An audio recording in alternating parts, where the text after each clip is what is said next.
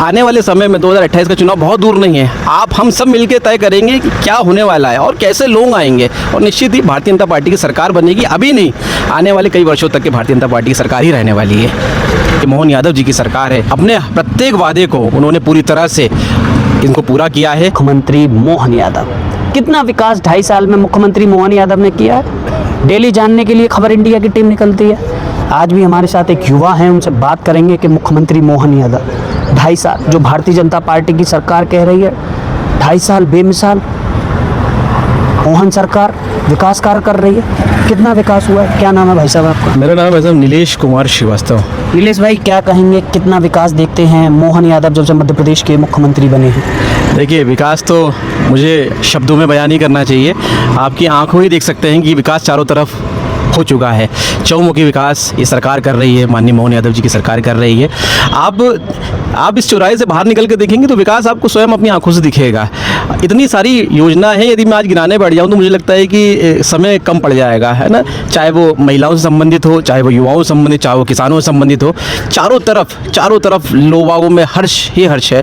अब यदि इस हर्ष के साथ में यदि रोष है, मुझे लगता है कि विपक्ष अपना काम कर रही है, लेकिन वो भी ठीक से नहीं कर पा रही है। क्योंकि मुझे याद है, एक दौर था जब रोड ही नहीं हुआ करती थी, एक दौर था जब सड़कें नहीं हुआ करती थी, लाइटें नहीं हुआ करती थी। जिस समय पर मैं अपनी स्कूली शिक्षा में था, उस समय पर लाइट नहीं होती थी, हम लोगों को बहुत कम समय में पढ़ना पड़ता था। स्ट्रीट लाइटों पे पढ़ लेते थे हम लोग। बहुत छोटे मिडिल क्लास से भी छोटे तबकों से हम लोग निकल के आए हैं, आज यहाँ तक पहुँचे हैं। मुझे लगता है कि आज ये जो सरकार काम कर रही है वो निश्चित ही रूप से एक जनहितैषी सरकार है जो बहुत ही अच्छे से काम कर रही है। और मुझे आज ये कहना चाहिए कि विपक्ष ने जो भी बातें आज कह रही हैं, अभी आपने कुछ समय पहले ही सुना होगा, जो कल से ट्रेंडिंग में एक नई पार्टी का आगाज़ हो गया। ये ऐसी पार्टियां बिना निराधार पार्टियां हैं, इनकी कोई विचारधारा नहीं है, ना बिना विचारधारा के ये पार्टियां चल रही हैं, कुछ नहीं है। आने वाले समय में सिर्फ जैन जी को सिर्फ और सिर्फ इस प्रकार से बरगलाया जाएगा, आने वाले चुनाव में इस प्रकार से बताया जाएगा कि ऐसा ऐसा होने वाला है। लेकिन जनता समझदार है, विचारों पर काम करते हैं और आगे भी काम करेंगे। निश्चित ही माननीय मोहन यादव जी की सरकार चारों तरफ काम कर रही है। आपने महिलाओं का जिक्र किया, आपने किसानों को जिक्र किया, युवाओं का जिक्र किया, लेकिन लगातार कांग्रेस पार्टी कह रही है महिला सुरक्षित नहीं है मध्य प्रदेश में। महिलाओं को जो लाडली बहना का पैसा मोहन यादव दे रही हैं, वो वोट खरीदने का काम कर रहे हैं। युवा को अगर रोजगार मिल रहा है तो डिग्री नहीं मिल रही। किसानों को खाद, बिजली, पानी, उनका फसल का मूल्य नहीं मिल रहा है। गेहूं की खरीदी मुख्यमंत्री मोहन यादव इस साल कर रहे हैं क्योंकि उन्होंने किसान कल्याण, लेकिन गेहूं का रेट ठीक नहीं मिल रहा है। उनकी फसलें अगर ओलावृष्टि से नष्ट हो जाती हैं तो उसका मुआवजा भारतीय जनता पार्टी की मोहन यादव सरकार नहीं दे पा रही है। और तो ये कहते हैं कि मोहन यादव घोषणा वाले मुख्यमंत्री बन गए। जब से मध्य प्रदेश में सरकार बनी है, मध्य प्रदेश विकसित राज्य नहीं होता जा रहा और बीमारू राज्य होता जा रहा है। देखिए, विपक्ष जो है अपनी कहानी बनाई जा रही है, उसका काम ही यही है कि विपक्ष का मतलब ही है कि किस प्रकार से इस सत्ताधारी पार्टी को किस प्रकार से गलत दिखाया जाए। लेकिन जनता जागरूक हो चुकी है, ये जागरूक लोगों की सरकार है, ये जागरूक सरकार है, ये मोदी जी की सरकार है, ये मोहन यादव जी की सरकार है। मुझे नहीं लगता है कि आज जनता खुश नहीं है। अपने प्रत्येक वादे को उन्होंने पूरी तरह से इनको पूरा किया है और निश्चित ही आने वाले समय में मुझे लगता नहीं है कि हमारे आने वाले कई 15 से 20 सालों तक की हम लोगों की सरकार रहने वाली है और निश्चित ही चारों तरफ चौमुखी विकास है। लेकिन फिर भी सवाल उठते हैं, युवा है, युवा को शिक्षा मिल रही है लेकिन रोजगार नहीं मिल रहा है। मोहन यादव कह रहे हैं हम तो भाई निवेश कर रहे हैं, बाहर की कंपनियों को मध्य प्रदेश में लेके जा रहे हैं और ला रहे हैं, बड़ी बड़ी कंपनियां करोड़ों अरबों का इन्वेस्टमेंट कर रही है, लेकिन युवा तो बेरोजगार घूम रहा है। इसी बात का फ़ायदा उठा के आज जो है एक नई पार्टी का उद्घोष हुआ है। देखते हैं अब ये पार्टी कहाँ तक के पहुँचती है, इनके वादे कहाँ तक के सच्चे जो है पहुँचते हैं, अपने वादे पूर्ण कर पाते हैं कि नहीं। मुझे नहीं लगता कि जो सरकार ने आज तक के, जो हमारी सरकार ने जो कार्य किए हैं, वो आगामी कोई सरकार कर पाए या कोई सत्ताधारी पार्टी कर पाए।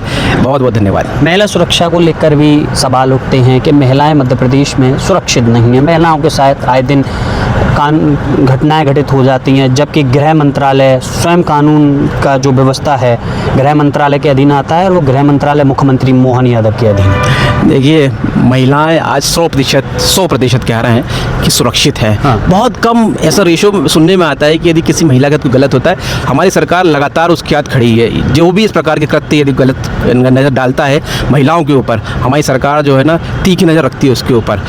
आप देखेंगे इस प्रकार के जो भी फैसले जब जब हुए हैं, निश्चित ही सरकार ने अपना कड़ा रुख रखा है ना। तो मुझे लगता है कि ये महिलाओं के साथ में संवेदनशील पार्टी है, संवेदनशील सरकार है, और मोहन यादव जी की सरकार बहुत अच्छे से कार्य कर रही है। मुझे बताने की बहुत ज़्यादा आवश्यकता नहीं है।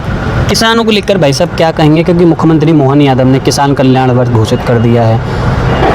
वो कह रहे हैं कि किसानों को हम उनकी फसलों का मूल्य दे रहे हैं, किसानों को खाद भी मिल रही है, बिजली, लेकिन कांग्रेस लगातार सवाल उठा रही है, तमाम आंदोलन कर रही है। किसानों को लेकर कांग्रेस पार्टी ने कुछ समय पहले बड़ा एक आंदोलन करा और सरकार पर तीखा हमला बोला कि किसान मध्य प्रदेश का बहुत परेशान है, उसकी फसलों का मूल्य भी मध्य प्रदेश की मोहन यादव सरकार नहीं दे पा रही है। जैसा मैंने आपको कहा कि विपक्ष का कार्य ही यही है कि किस प्रकार से जनता को बरगलाया जाए, है ना।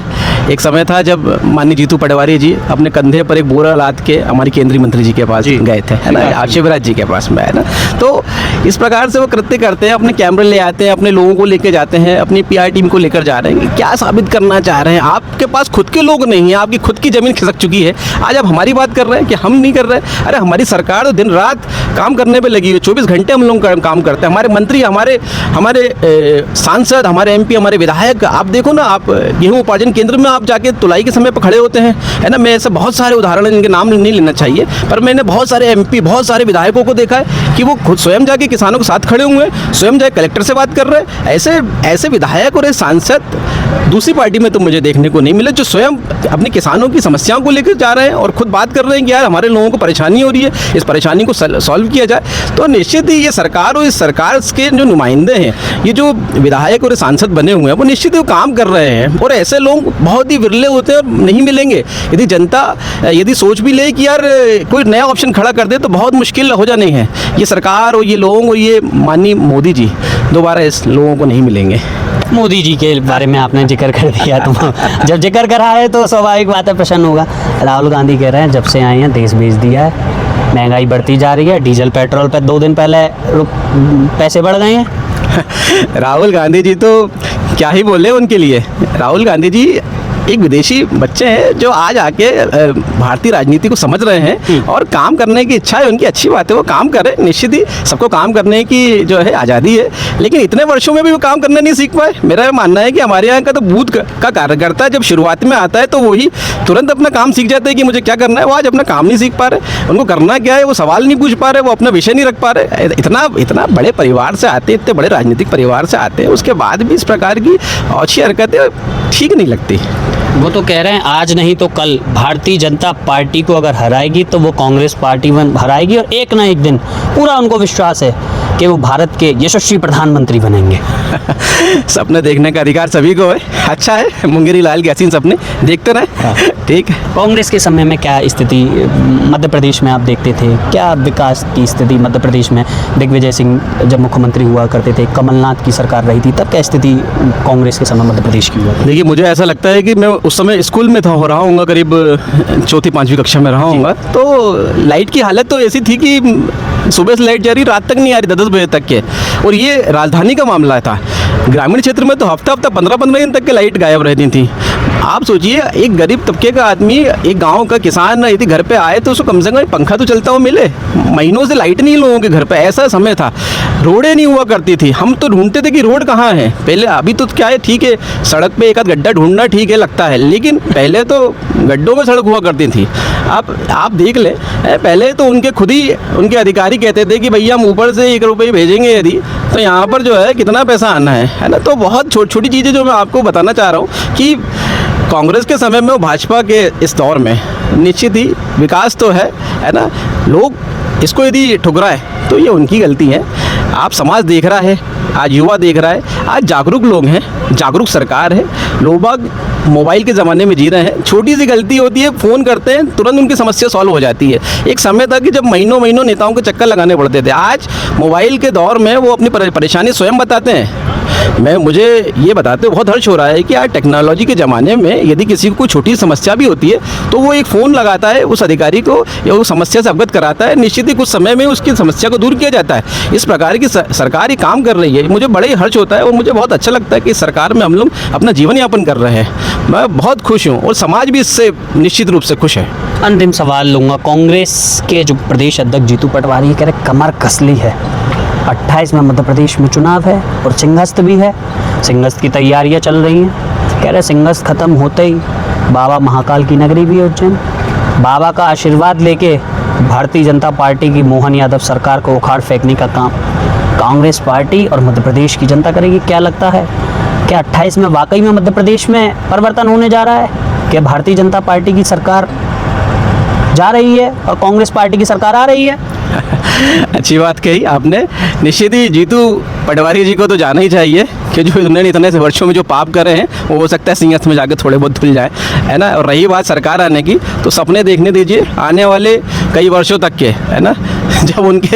जब नई जनरेशन उनकी आ जाएगी, मुझे लगता है तब शायद उनका संघर्ष का दौर शुरू होगा। अभी तो आने वाले साल कुछ भूल जाए कि उनकी सरकार आ भी रही है। जो थोड़े बहुत इधर उधर आ भी गए हैं ना, वो इस बार सब सुपड़ा साफ हो जाएगा।